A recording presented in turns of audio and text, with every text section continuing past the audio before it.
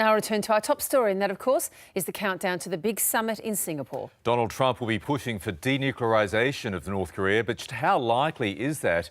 And how likely will Pyongyang willingly agree to disarm? For her analysis, we're joined now from California by Melissa Hanham. She is a senior research associate at the Middlebury Institute of International Studies.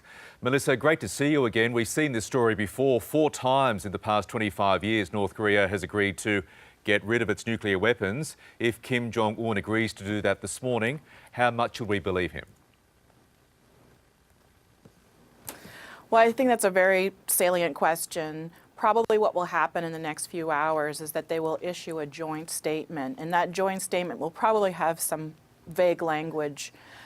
Both the U.S. and North Korea seem to be coming to terms with the fact that it will be a phased approach to actually dismantle North Korea's nuclear weapons.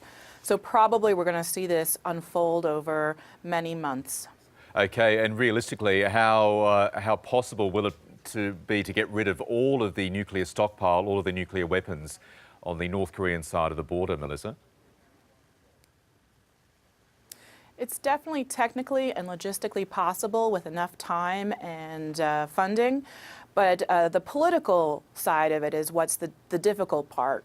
North Korea just completed its nuclear weapons program after decades of investment in this, and it's very unlikely. In fact, Kim Jong-un, through his proxies in state media, said he would not give up nuclear weapons. Instead, North Korea is much more interested in working towards a more broad denuclearization definition, which includes removing the threats to Kim Jong-un, his family, and his country by other nuclear weapon states, such as the U.S. Okay, and so taking that argument a bit further, what would Kim Jong-un be seeking on that front at the negotiating table with Donald Trump?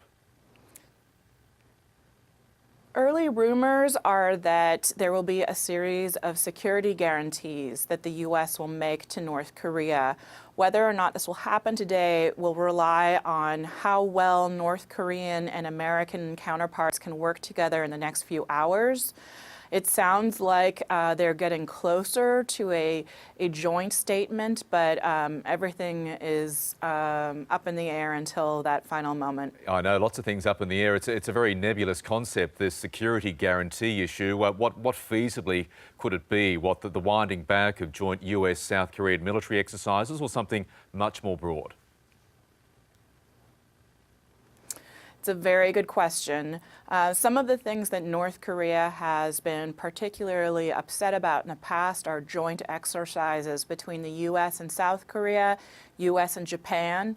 They're also very concerned about the troop levels of American forces in Japan and South Korea.